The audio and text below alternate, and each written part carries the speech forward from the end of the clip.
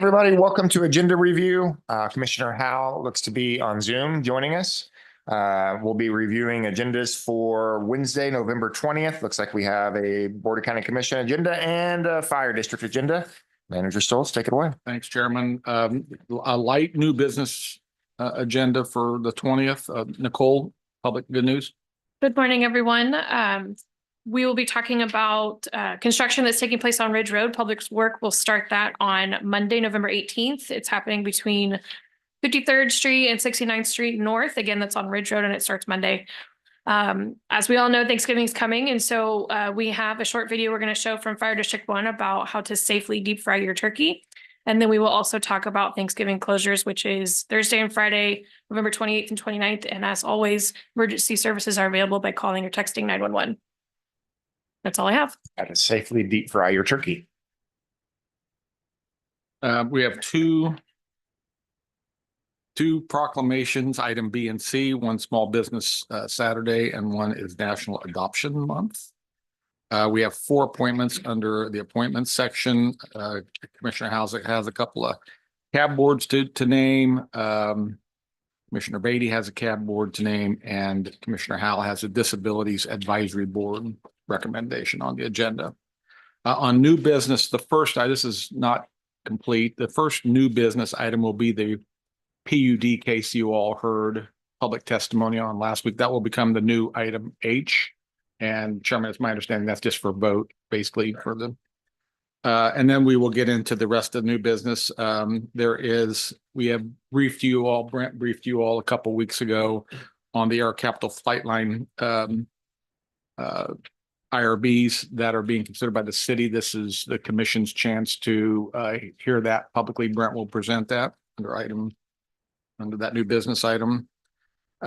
Julie is here under what is on your sheet today as item I to talk about the 2024 Kansas Homeland Security Region G Hazard Mitigation Plan, and she'll do the same thing on the fire agenda too. So the annual, Rusty, this is every year, correct? The annual. Very good. Okay, so you've been briefed too. And then Board of Bids and Contracts, and that's it for new business. So fairly brief new business item. There's some items under consent that I want some staff to talk about just a bit. First of all, item K is some easement on Ridge Road between 69th and 85th. There's a $27,000 fiscal note on that for some shoulder widening project there. Item L is adding there's been some public roads that have been constructed in the Blue Stem Estates area, and this is to designate them as township roads. So that is item L, and Lynn is here if you want any more information on that. And I do want Lynn to talk about items M and L. M is the RAISE grant application, and N is a KDOT grant for innovative technology. So Lynn, could you brief commissioners just a high level here for the review? Yes, absolutely.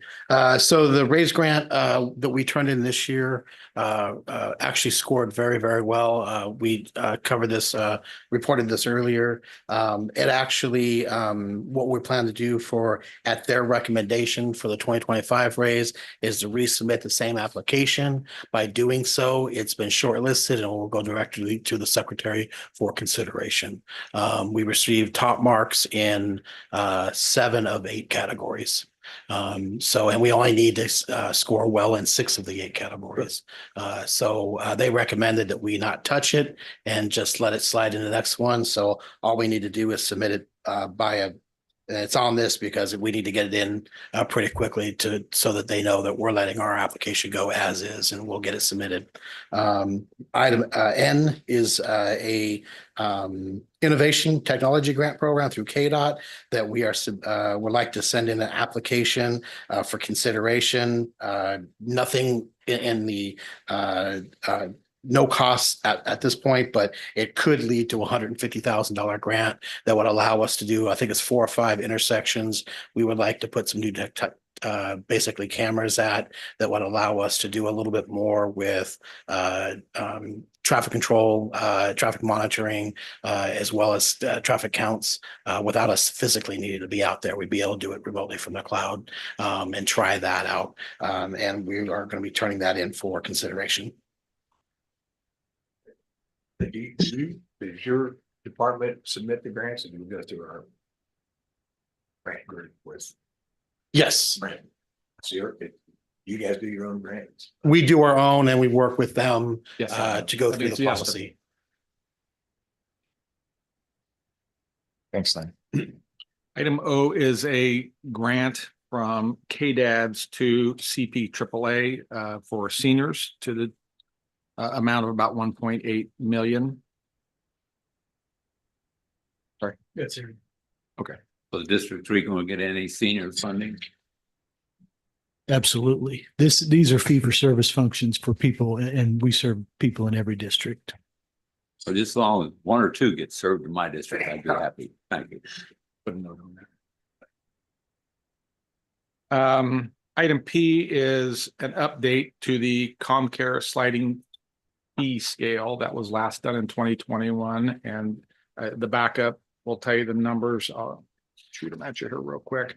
The minimum income required for 100% payment was $90,061 in 2021, and is now up to $101,140 in the new. Anything else on that?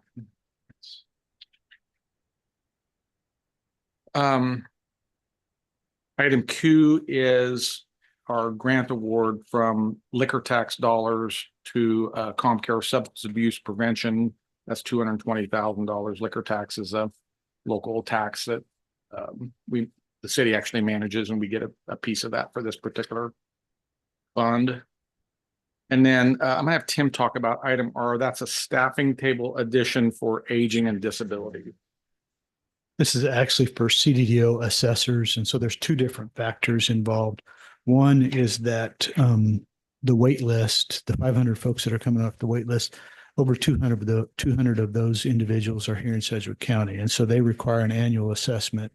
And the state is adopting a new assessment tool that's going to take a little bit longer. And so the CDDO evaluates everyone each year to make sure they maintain eligibility. And so we need to add a couple more assessors to get that work done. Now that wait list, is that everybody that, or is it that the capped and below? Remember the legislature capped it at 6,500. Do we have people beyond that 6,500 that could be on that wait list? I don't believe we do right now. No. As people come off, then they move people back on the list. So everybody that could be eligible in Sedgwick County is on the wait list today. There's none above that. As far as we know, that's correct. Yeah. That's good news. Thank you. Tim, do you Well, have- it's not good news. We still got a wait list, but it's good news. At least we have identified all of them. Thank you. Item R, what's that fiscal note? And how's that paid? It's a fee for service, and Okay. I think it's 120,000. It's a fee for service, so. Yeah. Okay, thanks. Okay, and then item S is another staffing table change. This one is for the election commissioner, and essentially she wants to give up 3 part-time positions and create 1 FTE for a warehouse support specialist. She has a person in that chair currently who is part-time. She would like to make him full-time, and she's willing to give up the 3 part-time positions to do that. It's very close to a fiscal wash. It may cost a little bit one way or save a little bit another way. We'll determine that as we get into it, but it's very, very close to being a wash fiscally. And when I read this, what I didn't quite understand is she's adding 1 full-time position, which I'm fine with that. But it says that it requires 2 people to be there all the time, 1 Democrat and 1 Republican. And so where's the second one come from? They're there now. They currently have one in that position. So they got a full-time now? Okay. It would create the second position. Yeah. Didn't, in the backup material, I didn't pick that up. Thank you. I'm sorry, Jim, Commissioner Howell, if you have anything, just holler. I haven't been looking up. I apologize. Actually, yeah, thank you for that. To David Dennis's point, Commissioner Dennis's point, actually, just to be really clear here, it requires no more than has to have at least 2 people from not the same political party, and I think she does consider unaffiliated or any of those other newer parties as being able to check that box. And so you can have an unaffiliated and a Democrat, for example, or whatever, can be together as a team. Just want to make sure we're clear on that. That's the way I believe that they wrote that language exactly. So. Very good. The rest of the items on the regular agenda are, there's a couple of cereal malt beverage license applications, and then just tax roll and certifications. The fire agenda has just a single item on it that I mentioned already. Julie will present the Homeland Security Region G hazard mitigation plan for the fire board. On that a minute ago, I think we stated that that was annual, and I wasn't listening closely. It's once every 5 years, just to be clear. 5 years. Okay. That has to be updated every 5 years. Very good. And that's all we had. Okay, any questions? Just one question on back on I think it's item L. Is Gypsum Township, have they weighed in on the road being added to the township? Have they been part of that discussion? They are aware of the completion of the subdivision and accepting the road, yes. All right, that's good.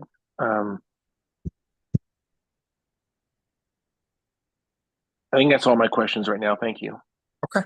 Can we go back to what's currently item H one more time? Just, I want to clarify, is this going to cost the county anything? Are we forgiving anything? Are we losing anything that we were promised in the past? I want to know what the fiscal note for the county is on that tip. Right. Brent, yeah.